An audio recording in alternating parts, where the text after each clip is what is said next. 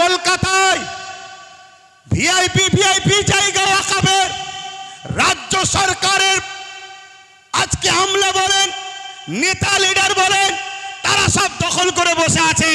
তারা আবার ময়া কাঁদা নেবে, কাঁদছে মুসলমান, চিন্তা করুনি আমরা তোমাদের ওয়াকফ বাঁচিয়ে দেবো। আচ্ছা বলুন, এটা কি ধোঁকা নয়? কথা বলেন, ধোঁকা না ধোঁকা নয়? কেন আমরা নাম ধরে বলতে পারি, কালীঘাটে টিপু সুলতানের সন্তানের মাজার রয়েছে, তার কবরের ওপরে দোকান হয়ে গেছে, ওটা ওয়াকফের জায়গা। আমি বললাম না আপনাদের পীর গোড়াচাঁদ আব্বাসী হুজুরের 900 বিঘে জায়গা আজকে হয়ে দাঁড়িয়েছে কত? 92 শতক। এই লড়াইটা করতে হবে, কিন্তু এই লড়াই কোন গাদ্দার মুনাফিককে নিয়ে নয়। এই লড়াই আমরা সংগঠিত হব। প্রকৃত যারা সংবিধানকে ভালোবাসে, প্রকৃত যারা ইমানদার, আমরা সংগঠিত হয়ে এই লড়াই শুরু করেছি। ইনশাআল্লাহ এই লড়াইয়ের শেষ ইনশাআল্লাহ আমরা করেই দেখাবো, বলুন ইনশাআল্লাহ। আরেকটা ছোট্ট নমুনা দিয়ে যাচ্ছি। এই নদী পার হলেই উপারে চুচুড়ায় একটা মসজিদ আছে, মাদ্রাসা আছে 1000 বছরের, যার আজকের বাজার 10-20 হাজার কোটি টাকা। সেই সম্পদে তালা মেরে দিয়েছিল আজকের যিনি সরকার রয়েছে কেন্দ্রে, এই রাজ্যে তালা মেরে দিয়েছিল। অনেকে আন্দোলন করেছে, খুলতে পারে না। অনেকে আন্দোলন করেছে, খুলতে পারে না। মাত্র 12 থেকে 15 হাজার যুবক নিয়ে আহলে সুন্নাত ওয়াল জামাত আন্দোলন করেছিল। তালা খুলে আসর মাগরিবের নামাজ পড়ে সেখান থেকে এসেছিলাম আমরা। কারণ ইমানদার কখনো হুকুমতকে ভয় করে না, ইমানদার সৃষ্টিকর্তাকে ভয় করে। ইমানদার বোমকে ভয় করে না, কামানকে ভয় করে না, বন্দুককে ভয় করে না, শাসকের রক্তচক্ষুকে ভয় করে না। ইমানদারের হৃদয়ে আল্লাহর ভয় রয়েছে। তাই যখন আমরা 4টে পর্যন্ত পারমিশন ছিল, 4টে পার হচ্ছে, আমরা দাবি রেখেছি নামাজ পড়বো, তারপরে ঘরে যাবো, অন্যায় খাটিয়া করে যাব। তখন র‍্যাব না বাচ্চে, র‍্যাব ভয় দেখাচ্ছে, র‍্যাব না বাচ্চে। আমি মাইকে বলেছিলাম আজ আমরা 14-15 হাজার র‍্যাব নিয়ে দিয়ে পিটবে, সংবিধান বিরোধী কাজ করবে। কাল থেকে যেখানে পাবো সেখানে আমরা পিটিয়ে দেখিয়ে দেবো। এ দরকার আছে না নাই? আমরা কি এদেশে জন্ম হয়েছি শুধু লাঠি খাবার জন্য, মার খাবার জন্য, ভিক্ষা নিবার জন্য? আমরা সংবিধান বিরোধী কোনো কাজ করিনি, আগামীতেও করবো না, ঠিক না বেটি? তুমি আমার মসজিদে তালা মারবে, আমার মাদ্রাসায় তালা মারবে, আর আমি বলতে গেলে তুমি প্রশাসনের পাওয়ার দেখাচ্ছ। ওই প্রশাসন তোমাকে তো আমরা দিয়েছি। তাই আজকে সংখ্যা কম মেরে নেবে, কালকে বাংলা জুড়ে যেখানে পাবো প্রতিশোধ তুলে সংবিধানের হক আদায় করে দেখিয়ে দেবো। সংবিধান রাইট দিয়েছে না দেয়নি? কথা বলুন, দিয়েছে না দেয়নি? আব্বাস সিদ্দিকী ফালতু বকছে না। সংবিধান বলেছে কেউ যদি তোমার উপরে জুলুম করে, রাইট আছে তুমি প্রতিশোধ নাও, রাইট। আর মনে রাখবেন, ইসলাম জুলুম করাকে হারাম করেছে। ভাই বলছিল না ডিফেন্স করাকে ইসলাম জায়েজ করেছে। ডিফেন্স, আমাকে মারবে, আমার কবরস্থান, আরে কালকে তোমার আমার দাদুকে কবর দেবে না পুড়াবে, সেই অস্তিত্বের লড়াই চলছে। তো সংবিধান যখন তোমায় রাইট দিয়েছে, তুমি লড়াই করবে না করবে না? কথা বলো, করবে না করবে না? কিন্তু এই লড়াইটা করবে কার সাথে? যারা বিগত 77 বছর যারা ওয়াকফ খেয়েছিল, মসজিদকে লুটেছে, মাদ্রাসাকে লুটেছে, কবরস্থানকে লুটেছে, তাদেরকে পাশে করলে লড়াই করবে নাকি? এ কথা বলো। কারণ এই সমাজে 2 ধরনের ওয়াকফ নিয়ে লড়াই হচ্ছে। একদল লড়াই করছিস, ভাই তুইও তো ওয়াকফ খেয়েছিস রে, তুই তো যারা ওয়াকফ খায় তার সঙ্গে তোকে দেখা গেছে, তুই আজকে চিল্লাচ্ছিস কেন? সে বলছে ভাই বুঝিস না কেন, এ তো ভাগ দিত, মুদি নিলে ভাগ দেবে না, তাই তো লড়াই করতে নেমেছি। মুদি যদি ভাগ দেবে বলে, এ কিসের লড়াই আবার? কথা বুঝছেন না, বোঝেন না? আর আরেক দল লোক লড়াই করছে। আলহামদুলিল্লাহ, আল্লাহকে সাক্ষী রেখে বলছি, লড়াই করছি আমার ইমানের অস্তিত্ব, আমার দিনের অস্তিত্ব, আমার সংবিধানের উপরে কেন্দ্র সরকার হাত দিয়েছে, তাই ইমানের দায়িত্বে লড়াই করছে। তো ভাইরা আমার, তাই বলবো লড়াই করতে হবে। তাহলে এই ডাক আগামী দিন ঘুরতে ঘুরতে বাংলার অলিতে গলিতে আমি দেখছি ভাইরা যদি চান, আপনারা যদি চান, আগামী দিন বাংলা রাজধানী ব্রিগেড হবে। রাজি আছেন তো নাকি? রাজি আছেন তো নাকি? হাত নামান। ধোকা দেবেন না তো, ধোকা দেবেন না তো। কেন ধোকা অনেকে দিয়েছিল বলে মন খারাপ করে চুপ করেছিলাম। ভাই অনেক বুঝিয়েছে, দুজন দিয়েছে বলে 500 জনকে আপনি কষ্ট দিচ্ছেন কেন? কথা ঠিকই, কিন্তু যার দিল ভাঙে সে কষ্টটা সে বোঝে। কিন্তু আজ আবার আপনাদের স্বার্থে, আপনাদের স্বার্থে, দেশের স্বার্থে, নিজের অস্তিত্ব, নিজের ধর্মীয় স্বাধীনতার অস্তিত্বের স্বার্থে আমি আবার নেমেছি, ধোকা যেন না হয়। মনে রাখবেন, আর একটা বিষয় বলে যায়, আপনারা তো ওয়াকফ নিয়ে তো সব শুনলেন, সবাই বক্তব্য দিল, আর একটা কথা শুনবেন না? মাদ্রাসা ধ্বংসের মুখে, জানেন মাদ্রাসা ধ্বংসের মুখে জানেন? গত বছর দায়িত্ব নিয়েছে রাজ্য সরকার, তার আগে পর্যন্ত মাদ্রাসা পরীক্ষায় একটা সিলেবাসে যে নম্বর হবে মার্কশিটের, তাতে একটা কোরআনের বলে পাঠ থাকতো, অর্থাৎ কোরআনে কত নম্বর পেয়েছে।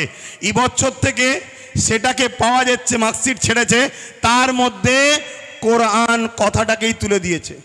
যে বলেছিল কোরআন শেষ হয়ে যাবে, আজকে কোরআনটাকেই তুলে দিয়েছে। কথা শুনছেন না শোনেননি? আপনাদেরকে এই কথা শুনে কষ্ট হচ্ছে নাকি? অনেকে ভাবছে এই সময়ে মোদিকে বিরুদ্ধে লড়তে গেলে দিদিকে তো দরকার।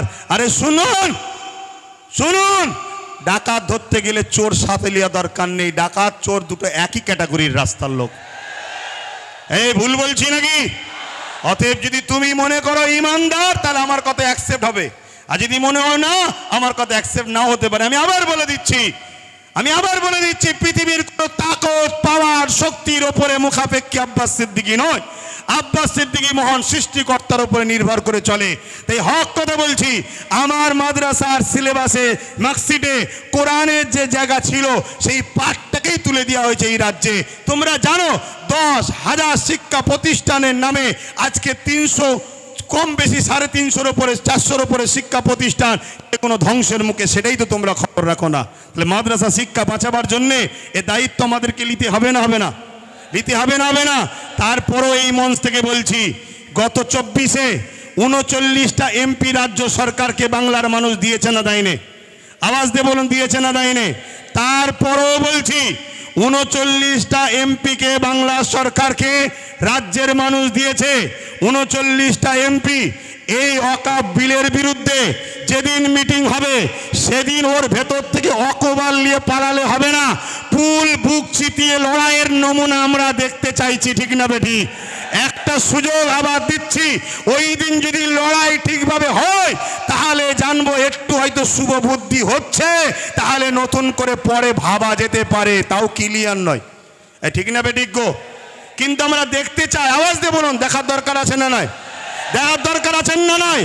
আমি বলেছিলাম, আজকে আমার কথা মনে পড়ছে না, পড়েনি, আমি বলেছিলাম যে চেয়ারের একটা পায়া দরকার, বলেছিলাম না?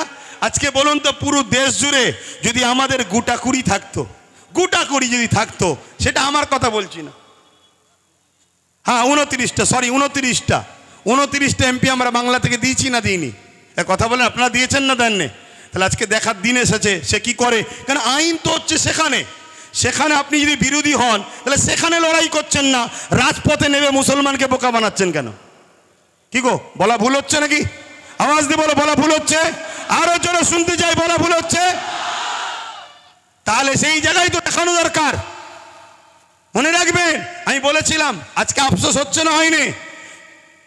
যদি টোটাল ভারত মিলিয়ে গোটা কুড়িও যদি আমাদের থাকতো উপযুক্ত, উপযুক্ত যেমন আমাদের বিধানসভায় একটাই উপযুক্ত আছে, নওশাদ সিদ্দিকী, নাম শুনেছেন না শোনেননি? গত 4-5 দিন আগে এই ওয়াকফে বিধানসভায় কথা উঠেছিল, ওয়াকফে উঠেছিল, সব মুখে চুপ করে আছে। যারা কলকাতায় বিশাল জমায়েত করে চিল্লাচ্ছে, সিনিও চুপ করেছিল, কিন্তু নওশাদ সিদ্দিকী সেখানে চোখে চোখ রেখে প্রতিবাদ করেছে, সেখানে আওয়াজ তুলেছে। তাহলে আমি বুঝাতে চাইছি, এভাবে যদি পুরো দেশ জুড়ে আমাদের গোটা কুড়ি যদি এমপি থাকতো, যখনই বলেছিল ওয়াকফ সংশোধনের নামে এই এই এই এই বিল হবে, ওই গোটা কুড়ির মধ্যে থেকে একজন উঠে চেয়ারটা ছুঁড়ে প্রথম মার, কেন তুই দেশের সংবিধানের বিরুদ্ধে কথা বলছিস? কিন্তু আমাদের তো কেউ নেই বাপ, আমাদের তো কেউ নেই, সব হাতছাড়া করে ফেলেছি। আজ শপথ নেন, আমাদের ভুল যদি ভাঙে, সময় যদি আসে, ওয়াকফ বিল এত সহজে করতে দেওয়া যাবে না। তাতে লক্ষ যুবকের বুকে তাজা দিতে, রক্ত দিতে হলেও আমরা দিতে রাজি আছি, রাজি না রাজি নয়। কিন্তু এরপরেও আগামী দিন শুধু রাস্তায় দাঁড়িয়ে দাঁড়িয়ে আমরা লড়াই করবো কেন? রাস্তায় দাঁড়িয়ে চিল্লাবো। তাই আগামী দিন সেন্টার হোক, রাজ্য হোক, সব জায়গাতেই আমাদের পক্ষে উপযুক্ত পায়া দাঁড় করিয়ে রাখা দরকার আছে না? আছে না? মোহাম্মদ রাসূলকে মেনে নিচ্ছে, অঙ্গীকার করছেন তো নাকি? অঙ্গীকার তো নাকি? আল্লাহকে সাক্ষী রেখে হাত তুলে বলেন, মনে রাখবেন মুনাফিকি নয়, আল্লাহকে সাক্ষী রেখে বলেন। নিশ্চয়ই আপনারা দেখছেন বড় দুঃখ, পিছনে লেখা আজকে আছে বড় আফসোস, একটা কেউ আমাদের বলার নেই। লেখা আছে ওবিসি ওখানে বলবে কে? আমাদের কেউ নেই। লেখা আছে মাদ্রাসা মাদ্রাসা সংরক্ষণ, মাদ্রাসা বাঁচাবার জন্য বলবে কেউ? আমাদের কেউ নেই। এই যে কথা ওবিসি, ওবিসি বোঝেন? ডক্টর বাবা ওবিসি বোঝেন? আকসার লোক তো ওয়াকাফ জিনিস কি সেটাই বোঝে না। ওবিসি বোঝেন? নিশ্চয়ই ওবিসি হলো একটা সংরক্ষণ, যার মাধ্যম দিয়ে দু একটা হলেও মুসলমান চাকরি পাচ্ছিল। সেই ওবিসিটাকে বড় প্ল্যান মাফিক গোঁজামিল করে সংরক্ষণ দেওয়ার জন্য সেটা আজকে কেস হয়ে বন্ধ হয়ে যাওয়ার জন্য এবছরেই 400-র উপরে মুসলিম ডাক্তার তারা বসতে আর পারলো না পরীক্ষায়, তাদের লাইফটা বরবাদ হয়ে গেল এই ওবিসির কারণে। এগুলোকে আপনাদের জানতে হবে। তাই আমি শেষ করছি বক্তব্য, এখানে একটা শেষ কথা বলে যাই। নিশ্চয়ই আপনারা শুনেছেন সুলতান গরিব নওয়াজ খাজা মঈনুদ্দিন আজমিরি জিনার দরবারে আমরা লক্ষ লক্ষ মুসলিম হিন্দু সবাই যাই। আর গত 14 বছর ধরে আমার দেশের প্রধানমন্ত্রী তিনিও চাদর পাঠাচ্ছে। আরে কত বড় আপনি নিমক হারাম, আপনি নিজে চাদর পাঠিয়ে সেই বাজারটাকে আজকে ভাঙার চক্রান্ত করছে। আমি যুব সমাজকে জানতে চাই, শুনে রেখে দাও, গরিবে নওয়াজ তিনি যিনি তিনার ইশারায় ঘোড়া বসেছিল, সেই ঘোড়াকে তোলার এমন করে সেই সময় ক্ষমতাশালীদের ক্ষমতা হয়নি। আজকে গরিবে নওয়াজের মাজারকে যারা তুলতে বলছে, প্রয়োজন হলে আমরাও এখান থেকে হুজুরের রওজাতে যেতে রাজি আছি না নয়? সত্যি করে বলো, রাজি আছি না নয়? উঠে দাঁড়ান, কারা যেতে পারবে? উঠে দাঁড়ান, উঠে দাঁড়ান, কারা যেতে পারবেন? দিল থেকে বলছেন যেতে পারবেন, যেতে পারবেন। এ লড়াই কিন্তু শেষ থেকে ছাড়তে হবে, কেন বারবার হয়েছে কাউকে খেতে দিলে সে ও শুতে চাইছে। অতএব এই জায়গা শেষ আমাদেরকে করে ছাড়তে হবে। তাই আপনারা এই জায়গা থেকে পিছপা হওয়ার ব্যাপার নেই। আগামী দিন বিভিন্ন জায়গায় করে করে কলিকাতার রাজপথও আমরা নামবো। কলিকাতায় করার পর পুরো দেশ জুড়ে বিভিন্ন জায়গায় আন্দোলন চলছে। সবাই আমরা একসাথে হয়ে অন্য রাজ্যের মানুষদের এক হয়ে আমরা যাব দিল্লিতে। রাজি আছেন না নয়? দিল্লিতে শুধু চিল্লাতে যাব না, দিল্লিতে শুধু চিল্লাতে যাব না, যারা সংবিধান ও দেশকে মিটাচ্ছে তাদেরকে নামাতে আমরা যাব। রাজি আছে? এই মতা যেন মনে থাকে, ধোঁকাবাজি করলে হবে না। জন্মেছি যখন মরবো একদিন, ইনসাফের জন্য লড়বো, মানবতার জন্য লড়বো, দেশের জন্য লড়বো, সংবিধানের জন্য লড়বো। নিজের মাতৃভূমির বসবাসকারী গরিব হিন্দু, দলিত, আদিবাসী, সাঁওতাল, বাগদি সবার জন্য আমরা লড়বো। এতে আপনারা প্রস্তুত আছেন না নয়? আছেন না নয়? আমি সংক্ষেপ করছি, কষ্ট দিলাম আপনাদেরকে, কষ্ট দিলেন। আমি যখন কথা বলি এখান থেকে নয়, এখান থেকে কথা বলি, তা আমার কথা বাপ ওই তেল মাখালু হয় না। তাই হয় চুপ করে যেতে বলেন, চুপ করে যাব, আর নয় কথা বলবো। হ্যাঁ, একটা মিস্টেক হয়েছে, যেটা 6 তারিখে বললাম, ডক্টর বাবা সাহেব আম্বেদকরের ওটা জন্মদিবস নয়, সরি, উনি ওই দিনে মৃত্যুবরণ করেছিল, সেটা পুরো দেশ জুড়ে স্মরণ করা হতো। কিন্তু এই ডিসেম্বর 6 তারিখে এটা রানিংয়ের মাথায় হয়ে গেছে, যার জন্য আমি দুঃখিত, ওটা মৃত্যু দিবস ছিল। তো যাক, আমি সংক্ষেপ করছি। আমরা এসেছি যখন, ছোট্ট করে একটু সৃষ্টিকর্তার কাছে হাত তুলব, আল্লাহুম্মা আমিন। আয় আল্লাহ, আজকে আমাদের এই ডাক, আমাদের এই লড়াই, আমাদের এই আলোচনা আমার মাতৃভূমিকে বাঁচাবার জন্য আমাদের এই লড়াই, পাশাপাশি সংবিধান যে আমাদের ধর্মীয় অধিকার দিয়েছে, সে অধিকারকে যারা খর্ব করছে তাদের বিরুদ্ধে সংগ্রাম করার এই আমাদের লড়াই। আল্লাহ, এই ডাককে আপনি কবুল করুন, এই ঐক্যকে আপনি কবুল করুন। যারা আমাদের মধ্যে মুনাফিকি করছে তাদের হাত থেকে এই সমাজকে আপনি হেফাজত করুন।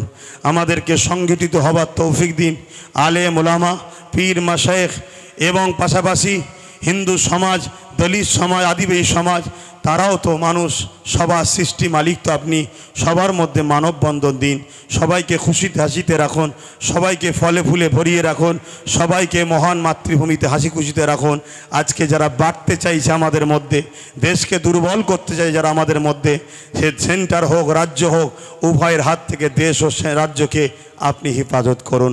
সবার পেটে ভাত, সবার পরনের কাপড়, সবার মুখে হাসি, সবার বাচ্চাদের শিক্ষার সুব্যবস্থা তামাম কায়নাতের সৃষ্টিকর্তা আপনি হেফাজত করার তৌফিক দান করুন। আজকের আমাদের এই ব্যবস্থা যারা করেছে, প্রত্যেকের এই ব্যবস্থা করার পরিশ্রমকে কবুল করেন আল্লাহ। যারা এসেছে প্রত্যেকের আশাকে কবুল করেন। আগামী দিন আমরা যেন হকের পক্ষে, ন্যায়ের পক্ষে সংগঠিত হয়ে কলিকাতার রাজপথ, ওখান থেকে দিল্লি, আমার দেশের রাজধানী, সর্ব জায়গাতে আমরা যেন ইনসাফের জন্য, ন্যায়ের জন্য, গরিবের জন্য, দেশের জন্য, পাশাপাশি আমার দেশের যে সাংবিধানিক মৌলিক অধিকার, ধর্ম যার যার দেশ সবার, সেই আওয়াজ তুলে আমরা যেন নিজের ধর্মকেও পালন করে চলতে পারি। আমিন। লা ইলাহা ইল্লাল্লাহু মুহাম্মাদুর রাসূলুল্লাহ। যাবার আগে একটা স্লোগান হবে, সাথ দেবেন তো নাকি? আপনারা আমার সাথে বলুন, ধর্ম যার যার। বলুন বলুন, ধর্ম যার যার। কেউ কেউ বলে ধর্ম যার যার, উৎসব সবার। এ ভণ্ডমের কথা, চিটিংবাজদের কথা মনে থাকবে।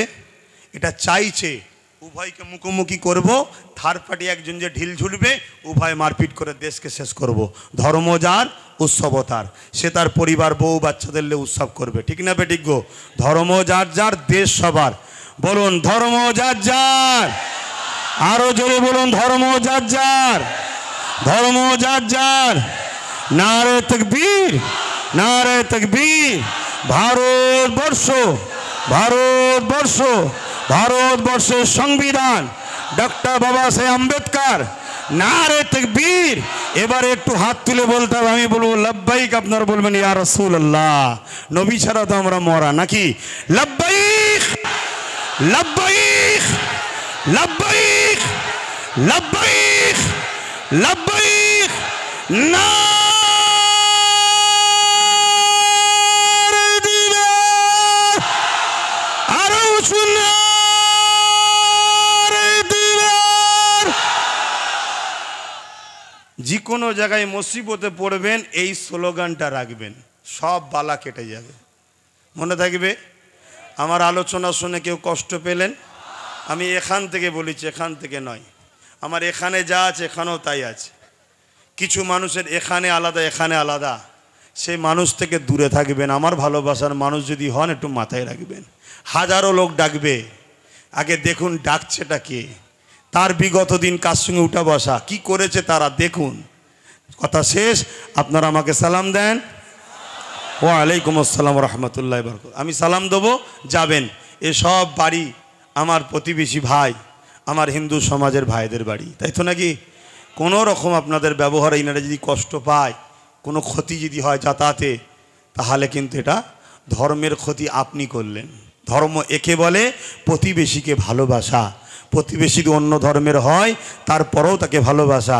ধর্ম কাকে বলে? ক্ষুধার্তকে খানা খাওয়ানো, এর নাম ইসলাম।